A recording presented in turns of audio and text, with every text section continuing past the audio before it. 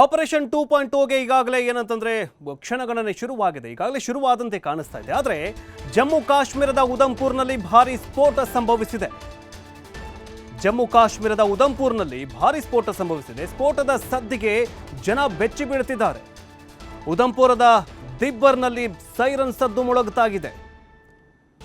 ಜಮ್ಮು ಕಾಶ್ಮೀರದ ಉಧಂಪುರ್ನಲ್ಲಿ ಈಗ ಕಳೆದ 2 ದಿನಗಳಿಂದಲೂ ಉಧಂಪುರ್ ಈಗ ಟಾರ್ಗೆಟ್ ಆಗಿತ್ತು, ಪಾಕಿಸ್ತಾನದ ಟಾರ್ಗೆಟ್ ಆಗಿತ್ತು. ಆದರೆ ಈಗಲೂ ಕೂಡ ಅಷ್ಟೇ ಬೆಳಗಿನ ಜಾವ ಉಧಂಪುರದಲ್ಲಿ ಭಾರಿ ಸ್ಫೋಟದ ಸದ್ದು ಕೇಳಿಸಿದೆ.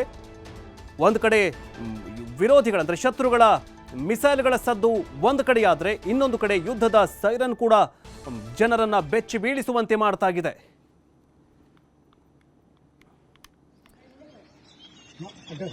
ಪಾಕಿಸ್ತಾನಕ್ಕೆ ಜಮ್ಮು ಕಾಶ್ಮೀರ ಬೇಕಂತೆ. ತನ್ನ ದೇಶವನ್ನ ಕಾಪಾಡಿಕೊಳ್ಳೋದಕ್ಕಾಗ್ತಾ ಇಲ್ಲ. ಇನ್ನು ಜಮ್ಮು ಕಾಶ್ಮೀರವನ್ನ ಏನು ಪಡೆದು ಏನು ಮಾಡುತ್ತೆ? ಈಗಾಗಲೇ POK ಪಾಕ್ ಆಕ್ರಮಿತ ಪ್ರದೇಶವನ್ನೇ ಕರೆಕ್ಟಾಗಿ ಕಂಟ್ರೋಲ್ ಮಾಡೋದಕ್ಕಾಗ್ತಾ ಇಲ್ಲ. ಪಾಕ್ ಆಕ್ರಮಿತ ಅಂದರೆ POKಯನ್ನ ಉಗ್ರರ ನೆಲೆಗಳನ್ನಾಗಿ ಮಾರ್ಪಾಡು ಪಟ್ಟಿದೆ ಇದೇ ಪಾಕಿಸ್ತಾನ.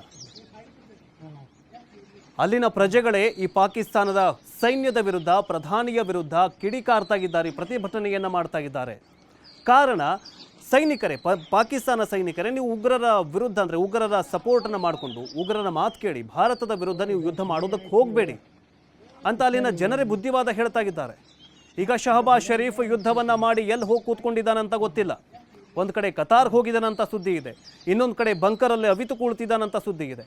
ಆದರೆ ಇಷ್ಟೆಲ್ಲ ಇದ್ರೂ ಕೂಡ ಭಾರತ ನಾಗರಿಕರನ್ನ ಗುರಿಯಾಗಿಸಿಕೊಂಡು ಯಾವತ್ತೂ ಕೂಡ ಸ್ಫೋಟ ಮಾಡಿಲ್ಲ. ತನ್ನ ಇತಿಹಾಸದಲ್ಲೇ ಸ್ಫೋಟ ಮಾಡಿಲ್ಲ. ಈಗಂತೂ ಬಿಡಿ, ಇತಿಹಾಸ ತೆಗೆದು ನೋಡಿದ್ರೆ ಸ್ಫೋಟ ಮಾಡಿಲ್ಲ. ಆದರೆ ಪಾಕಿಸ್ತಾನ ಏನು ಮಾಡ್ತಾ ಇದೆ, ಜನರನ್ನೇ ಟಾರ್ಗೆಟ್ ಮಾಡಿ, ಭಾರತದ ಪ್ರಜೆಗಳನ್ನೇ ಟಾರ್ಗೆಟ್ ಮಾಡಿ ಸ್ಫೋಟ ಮಾಡೋದಕ್ಕೆ ಮುಂದಾಗಿದೆ. ಜಮ್ಮು ಕಾಶ್ಮೀರದ ಉಧಂಪುರ್ನಲ್ಲಿ ಭಾರಿ ಸ್ಫೋಟದ ಸದ್ದು ಕೇಳಿ ಬರ್ತಾ ಇದೆ. ಸ್ಫೋಟದ ಸದ್ದಿಗೆ ಜನ ಬೆಚ್ಚಿ ಬೀಳ್ತಾಗಿದ್ದಾರೆ. ಒಂದು ಕಡೆ ಸ್ಫೋಟದ ಸದ್ದು, ಇನ್ನೊಂದು ಕಡೆ ಯುದ್ಧದ ಸೈರನ್ನಿಂದಾಗಿ ಜನರು ಭಯದಲ್ಲಿ ದಿನಗಳನ್ನು ದೂಡ್ತಾಗಿದ್ದಾರೆ.